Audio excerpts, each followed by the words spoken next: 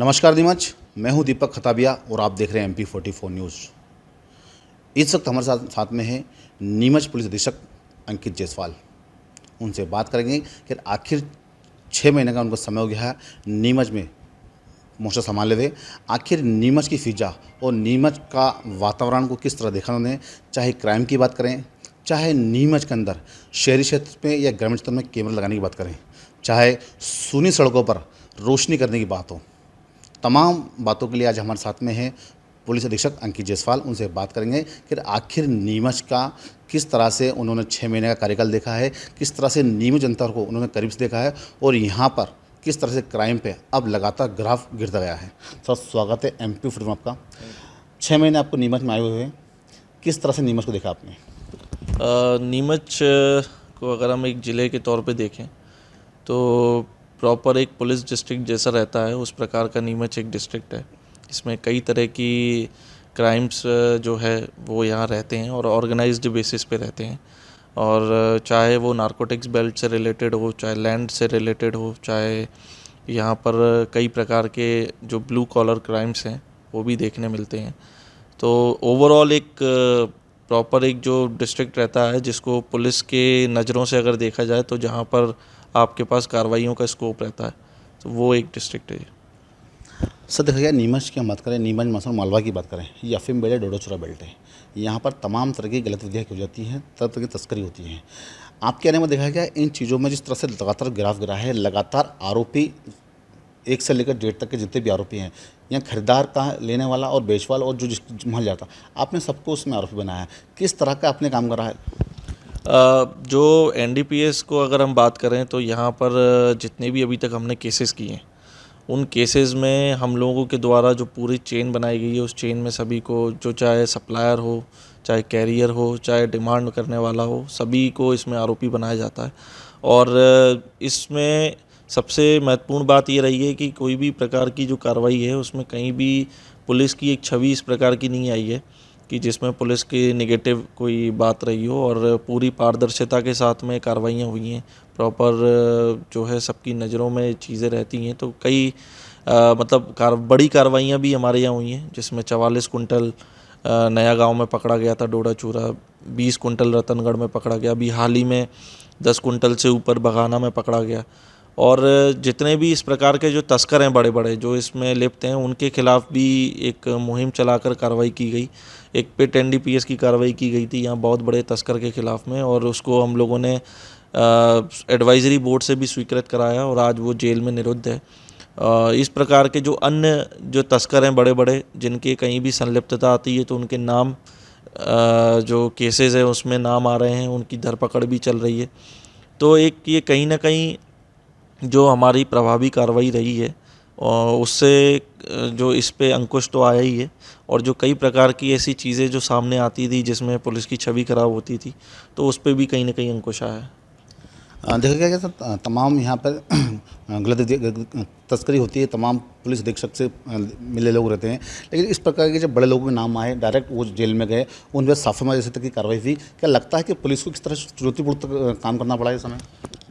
इसमें अगर आप ये सफेमा की कार्रवाई देखें या पिट की कार्रवाई देखें तो मतलब जब हमारी मंशा क्लियर है तो उसमें चुनौती जैसी कोई बात ही नहीं है। और कई चीज़ें ऐसी रहती हैं कि जिसमें हमें अपना पूरा माइंडसेट जब हम क्लियर कर देते हैं कि नहीं, इन आरोपियों को इनके खिलाफ़ कार्रवाई करना है। और सफेमा वो कार्रवाई है जिससे इनकी जो फाइनेंशियल बैकबोन है उसको हम ब्रेक करते हैं। कई बार लीगल कार्रवाइयाँ अपनी जगह चलती रहती हैं, लेकिन इनके फाइनेंशियल बैकग्राउंड जो है वो एज इट इज़ बने रहते हैं, जिसकी वजह से इनको हिम्मत बनी रहती है। तो ये जो सफेमा की कार्रवाइयाँ हुई जिसमें इनकी प्रॉपर्टीज़ जो हैं वो फ्रीज़ हो गई, जिसमें कई इनके जो प्रॉपर्टीज़ है जिनको सफेमा कोर्ट के द्वारा वो कार्रवाइयाँ की गई, तो उससे कहीं ना कहीं इनके ऊपर एक जो फाइनेंशियल ब्रेकडाउन हुआ है इनका, उससे निश्चित ही इनके हौसले तो पस्त हुए ही हैं और पुलिस महकमे की एक अच्छी छवि भी बाहर आई है। सर, हम नीमच की बात करें, नीमच की क्राइम की बात करें तो नीमच के समाज सेवी अशोक गंगानगर पर जानलेवा हमला हुआ था। कुछ दिनों बाद देखा गया कि सारे इसमें आरोपी पकड़ा गए। इसमें जितने भी आरोपी थे सब जेल जा चुके हैं। कितना बड़ा चुनौतीपूर्ण काम था ये? इसमें अगर आप देखें तो कई अपराधियों की अरेस्टिंग उसी समय ही हो चुकी थी, और कुछ आरोपी जो शेष रह गए थे उसको हम लोगों ने अरेस्ट करके उनको भेजा है। तो चूँकि जो घटनाक्रम था वो एक ऐसी स्थिति थी जो कि ऐसी पिक्चर पोर्ट्रे करता है कि हावी ज़्यादा हैं यहाँ गुंडे। तो ऐसे में पुलिस की जो प्रभावी कार्रवाई रहती है वो कहीं ना कहीं जनता में एक विश्वास दिलाती है। उसी तारतम्य में हम लोगों के द्वारा ये कार्रवाई आगे की गई थी और इसमें सभी जो आरोपी थे उनको अरेस्ट किया गया था। एक आरोपी अभी इसमें बचा हुआ है, उसके लिए भी लगातार हम लोग लगे हुए हैं। सर, नीमच की हम बात करें तो नीमच में चाकूबाजी की घटना हो, चाहे यहाँ पर ज़मीनों के मामले के अंदर खुलेआम मारधड़ की बात हो, ऐसे में कि जो कई बड़े भाजपा के जो नेता थे किस तरह के उनमें गतिविधियाँ सम्मिलित सामने आई, ऐसे में तमाम मामलों के अंदर पुलिस ने किस तरह से प्रभावी कार्रवाई करी और जो आरोपी थे अब जेल सलाखों के पीछे हैं? इसमें जो हमारे पास शिकायतें हैं और जो भी घटनाक्रम होते हैं उसमें पुलिस के द्वारा त्वरित एक्शन लिया जा रहा है। और इसमें एक बात को बिल्कुल ध्यान में रखा जाता है कि जो भी आरोपी इसमें सम्मिलित हैं उनको हम किसी भी तरीके से कोई राहत नहीं दें, क्योंकि जो वर्ग है, जो पीड़ित वर्ग है, वो आम जनता है। और कई ऐसी चीज़ें रहती हैं कि जब पुलिस का एक्शन जो प्रभावी रहता है और निष्पक्ष रहता है, पारदर्शिता वाला रहता है, तो उससे पुलिस की एक छवि अच्छी सामने आती है। और यही एक कारण रहा कि जब ये कार्रवाइयाँ हुई उसके बाद जनता काफ़ी आगे बढ़ चढ़ कर आवेदन दे रही है। कई प्रकार के आवेदन हमारे पास आ रहे हैं जिसको हम लोग जांच कर रहे हैं।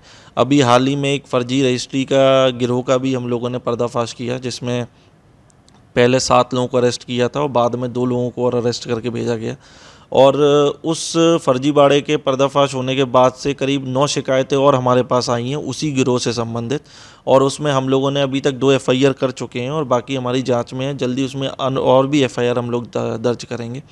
तो कहीं ना कहीं आम जनता का वो व्यक्ति जो कि उस पूरी पंक्ति के अंतिम छोर पर खड़ा था और जिसको बिल्कुल भी न्याय की उम्मीद नहीं थी कि इस मामले में इतनी जल्दी कार्रवाइयाँ हो सकती हैं, तो वो एक्शन हम लोगों ने लिया है। और कहीं ना कहीं इसमें जनता के बीच में ये विश्वास दिलाया है कि अगर वो व्यक्ति हमारे पास आएगा तो उसको न्याय की जो भी उसकी उम्मीद है उसको हम नकारेंगे नहीं और उसकी पूरी बड़ी बात की सर आपने कि एक अंतिम व्यक्ति, अंतिम छोर का खड़ा व्यक्ति को न्याय की उम्मीद है। जिस तरह से आपने कहा रजिस्ट्री वाला मामला, यहाँ नीमच का एक गरीब आदमी को 400 स्क्वायर फीट का प्लाट लेना बड़ा मतलब उसका एक सपना होता है, लेकिन नीमच में देखा गया है कि अले बले यहाँ ज़मीनें बिकती हैं। किस तरह से आपने भंडाफोड़ किया ज़मीनों का और किस तरह से अब नीमच के अंदर भी जो रजिस्ट्रार में जो अधिकारी बैठे हुए हैं किस तरह से बड़ा फर्जीवाड़ा कर रही हैं? इसमें जैसे ये जो इस केस की बात करें तो इसमें आवेदक हमारे पास आया हुआ था और उसके आवेदन को जब देखा गया तो कई चीज़ें ऐसी उसमें पाई गई जो कि संदेहास्पद थी और जिसमें कि एक नतीजे पे हम पहुंच पा रहे थे कि इसके साथ में फर्जीवाड़ा हुआ है। उसको जब हम लोगों ने जांच की, महज एक दिन की जांच में ये चीज़ें हमारे सामने क्लियर हुई और अगले दिन ही हमने जब इसमें एफआईआर करके सभी आरोपियों को राउंड अप किया तो कई ऐसी चीज़ें इसमें क्लियर हुई। और इसमें इस पूरे उसमें चूँकि जो व्यक्ति जिसकी ज़मीन थी वो उधर खड़ा ही नहीं हुआ, ना वो पेश हुआ, और उसके बिहाफ पर कोई और व्यक्ति खड़ा हो गया, उसने रजिस्ट्रार कार्यालय से अब रजिस्ट्री भी करा दी। तो कहीं ना कहीं इसमें हम लोगों ने रजिस्ट्रार कार्यालय में भी नोटिस दिया है कि क्या कार्रवाई उनके द्वारा की जाती है, क्या प्रक्रिया उनके द्वारा फॉलो की जाती है और कहाँ कमी रह जा रही है जो इस प्रकार के फर्जीवाड़े हो रहे हैं।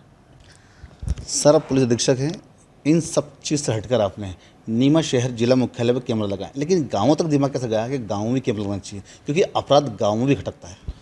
नीमच की अगर हम पूरा ज्योग्राफी को देखेंगे और पूरा बाउंड्री को देखेंगे तो नीमच में एक बड़ा क्षेत्र है जो गांव में बसा हुआ है।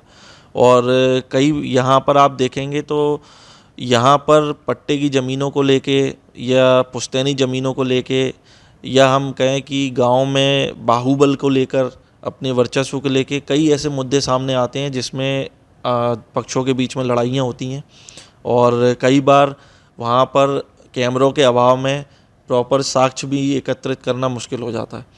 तो इसी तारतम्य में जैसा कि माननीय मुख्यमंत्री जी ने भी एक वीसी में सभी को निर्देश दिए गए थे कि ग्राम पंचायतों में कैमरे लगवाए जाएं और गांव-गांव तक कैमरे लगवाए जाएं। तो चूँकि पूर्व से ही हमारे यहाँ ऑपरेशन नीमच आई हम लोग चला रहे थे, जिसमें हम लोगों ने शहरी क्षेत्रों में कैमरे लगवाए थे, तो उसी को ही आगे बढ़ाते हुए कलेक्टर साहब और सीईओ जिला पंचायत जो हमारे ऑफिसर हैं यहाँ, उनकी मदद से हम लोगों ने ग्राम पंचायतों में कैमरे लगवाए हैं। और अभी तक ये मान के चलें कि करीब 500 के लगभग हम लोग कैमरे ग्राम पंचायतों में और गांव-गांव में लगवा चुके हैं, जिसका एक बहुत अच्छा रिज़ल्ट भी हमें देखने को मिलता है। गांव में जो अच्छा वर्ग है, जो अच्छा व्यक्ति है, उसको भी एक सुकून है कि अब कैमरे लगे हुए हैं तो उसके साथ कुछ भी गलत होगा तो प्रॉपर एक साक्ष्य रहेगा। रात के समय अंधेरे में चोरी होती है, लेकिन एसपी साहब ने उस अंधेरे को दूर करने के लिए सूने चौराहे पर लाइटों की व्यवस्था भी करी है। आखिर क्या लगता है कि अब जो अंधेरे वाले रोड पे जहां नगर पालिका का काम था, वो काम भी आप देख रहे हैं, अब जो अंधेरे वाली जगह पर रोशनी का उजाला हो रहा है कि अब क्राइम उस जगह पर नहीं हो पाएगा। नीमच में ट्रैफिक की मदद से हम लोगों ने एक सर्वे कराया था कि ऐसे कितने स्पॉट्स हैं जो कि ब्लाइंड स्पॉट्स हैं, जहाँ पर अंधेरे का फ़ायदा उठाते हुए एंटी सोशल एलिमेंट्स या आपराधिक प्रवृत्ति के लोग जो हैं वो बैठते हैं या एक्सीडेंट्स हो रहे हैं। तो इस प्रकार के हम लोगों ने करीब 81 स्पॉट्स छांटे थे। उन 81 स्पॉट्स पे हमने ये पाया कि अगर इधर लाइटिंग वगैरह प्रॉपर रहेगी तो इस प्रकार की वारदातों में कमी आएगी, और कहीं ना कहीं एक मैसेज भी जाता है कि इस प्रकार की गतिविधियों में पुलिस लगी हुई है। एक कम्युनिटी पुलिसिंग का भी एक ये पार्ट रहता है। तो इस प्रकार के हमने 81 स्पॉट्स छांटे हैं, और उनमें नगर पालिका और अन्य जो हमारी एजेंसीज़ हैं उनकी मदद से हम लोगों ने यहाँ लाइटिंग कराई है, और उसका जो रिज़ल्ट है वो ये देखने मिला है कि इस प्रकार की जो पहले गतिविधियाँ होती थी, कई आपराधिक प्रवृत्ति के लोग बैठ के वहाँ शराब का सेवन करना या फिर छेड़खानी की हरकतें करना, इस टाइप की कुछ ना कुछ गतिविधियाँ आती थी, वो कमी आई है उसमें। दूसरा, एक्सीडेंट्स में कमी आई है, और अगर हम पिछले साल का आंकड़ा और इस साल के आंकड़े को देखेंगे तो कहीं ना कहीं उसमें भी भारी कमी है। तो देखा गया सर, नीमच मुख्यालय से 90 किलोमीटर दूर हम सिंगोली की बात करें, अब नीमच से बड़े बड़े सिंगोली को कैसे वॉच करते हैं, किस तरह से वहाँ क्राइम पर रोकथाम कर रखी है आपने? हम लोगों ने ऑपरेशन नीमचाई के तहत बहुत सारे थानों पर हमारे यहाँ मिनी कंट्रोल रूम्स हमने बनाए, और ये सब जन सहयोग के माध्यम से उसमें हम लोगों ने कैमरे लगवाए पूरे कस्बे में। उन कस्बों में जो कैमरे लगे हैं वो उसका पूरा फीड जो है थाने तक आता है, और उसको वाईफाई के माध्यम से हम लोग कई बार उसका सर्वर या उसकी जो लिंक है वो हम यहाँ लेकर अपने सीसीटीवी कंट्रोल रूम में देखते हैं। जैसे आप जावद में देखेंगे, जावद में भी एक प्रॉपर मिनी कंट्रोल रूम है जिसमें 52 कैमरास का हमारा एक थाने में ही हमारे पास फीड आता है, जिससे हमारा पूरा कस्बा कवर रहता है। फिर आप रामपुरा विज़िट करेंगे, रामपुरा में भी आपको ये देखने मिलेगा। आप कुकड़ेश्वर जाएंगे, वहाँ भी देखने मिलेगा। रतनगढ़ जाएंगे, रतनगढ़ में भी आपको पूरा का पूरा हमारा कस्बा देखने को मिलेगा कि थाना प्रभारी अपने चैम्बर से बैठे बैठे पूरा कस्बा देख सकता है, और उसमें जो गतिविधियाँ हो रही हैं उनको वॉच कर सकता है। इससे कई चीज़ों में हमें फ़ायदा हुआ है। जावद में भी हाल ही में एक लूट हुई थी जिसको हमने महज 3 दिन में क्लियर कर लिया, और जो राशि गई थी वो पूरी राशि हम बरामद करके लाए, आरोपी भी पकड़ के लाए। और कहीं ना कहीं अपराधियों में भी ये चमक है कि इतने सारे कैमरे लगे हुए हैं जो कि पुलिस की नज़र उनमें है, और उनका फीड जो है वो प्रॉपर पुलिस थानों में आता है, थाना प्रभारी अपने चैम्बर से देखते हैं। तो इस प्रकार की जो चमक है उससे अपराधियों पर अंकुश है और उनकी गतिविधियों पर अंकुश है। सर, नीमच नगर की हम बात करें, नीमच जिले की बात करें, तो एक के दिन के अंदर एक केवी स्कूल से एक छात्रा गायब हुई थी, और एक वहीं अगर हम बात करें तो एक युवक भी लापता हो गया था।